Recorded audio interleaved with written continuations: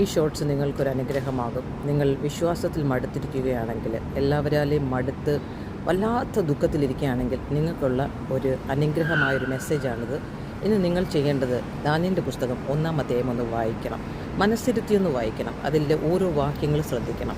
Daniel എവിടെ ഇരുന്ന് സന്തോഷത്തിലിരുന്ന ദാനിയേലിനെ ഒരു കാരാഗ്രഹത്തിൻ്റെ അവസ്ഥയിലേക്ക് കൊണ്ടുവരികയാണ്. എന്നാൽ അവിടെയും ദൈവത്തിൻ്റെ കരുണ ദാനിയേലിനോട് കൂടെ ഉണ്ടായിരുന്നു എന്ന് മറക്കരുത്. എത്രമാത്രം ശത്രു നമ്മുടെ വാതിലുകളെ അടച്ചാലും ദൈവമാണ് ആ വാതിലുകളെ അടയ്ക്കുന്നത് എന്നുള്ളൊരു വിശ്വാസം ഇന്ന് പകൽക്കാലത്തിലുണ്ടാകട്ടെ.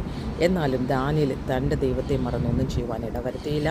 എവിടെയാണെങ്കിലും, ഇരുട്ടിലാണെങ്കിലും, ക്യാപ്റ്റിവിറ്റിയിലാണെങ്കിലും, ദുഃഖമാണെങ്കിലും, പ്രശ്നങ്ങളാണെങ്കിലും, ഹസ്ബൻഡിൻ്റെയും അമ്മായിയമ്മയുടെയും സഹോദരങ്ങളുടെയും കൂടപ്പിറപ്പുകളുടെയും സ്വന്തം അമ്മയിൽ നിന്നും സഹോദരങ്ങളിൽ നിന്നും ആയിക്കോട്ടെ, എവിടെ നിന്നും വരുന്ന നമ്മുടെ വേദനാജനകമായ അവസ്ഥകളിലും ദൈവം അനുവദിക്കാതെ നമ്മുടെ ജീവിതത്തിൽ ഒന്നും സംഭവിക്കുന്നില്ല എന്ന് പൂർണ്ണമായ ഒരു ദൈവ പൈതലും ഒരു പാസ്റ്ററമ്മയും വിശ്വാസികളും വിശ്വസിക്കണം. കാരണം ദാനിയേലിൻ്റെ ആ അവസ്ഥയെ കൊണ്ടുവന്നത് ദൈവം തന്നെയാണ്. അവിടെ ദാനിയേലിൻ്റെ ആവശ്യത്തെ ദൈവത്തിനുണ്ടാകുന്നു. ദൈവത്തിനല്ല, ദാനിയേലിൻ്റെ ആവശ്യത്തെ രാജാവിനുണ്ടാകുന്നു. രാജാവ് ദാനിയേലിനെ വിളിക്കുന്നു. ശദ്രക്, മേശക്, അബേദ്നെഗോയോട് കൂടെ തന്നെ ദാനിയേലുമുണ്ട്. എന്നാൽ ആ അധ്യായത്തിൻ്റെ അവസാനത്തെ 2 വാക്യങ്ങൾ നിങ്ങൾ ഹൃദയമായി വായിക്കണം. അവിടെയുള്ള എല്ലാ ആഭിചാരകന്മാരെക്കാട്ടിലും അധികമായി ജ്ഞാനവും വിവേകവുമൊക്കെയും ദാനിയേലിന് ദൈവം കൊടുത്തിരുന്നു. അപ്പോൾ പ്രിയ ദൈവപൈതലേ, നമ്മളായിരിക്കേണ്ടത് ദൈവത്തോട് ചേർന്നാണ്.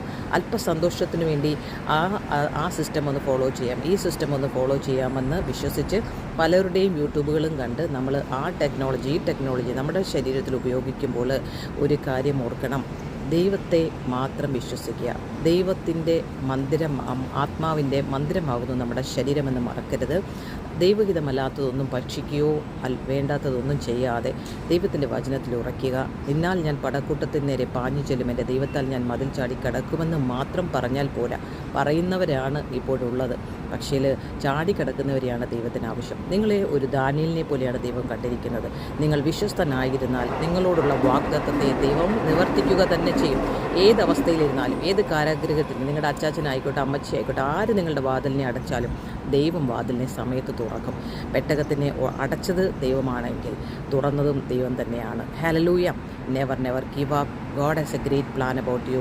കർത്താവിൻ്റെ സമാധാനം നിങ്ങളോട് കൂടെ ഇരിക്കട്ടെ. സമയത്തിന് മുമ്പേ ഒന്നും സംഭവിക്കത്തില്ല. സമയം കഴിഞ്ഞാൽ മാത്രമേ, ആ കറക്റ്റ് സമയത്ത് മാത്രമേ ദൈവം പെട്ടകം തുറപ്പിക്കത്തുള്ളൂ.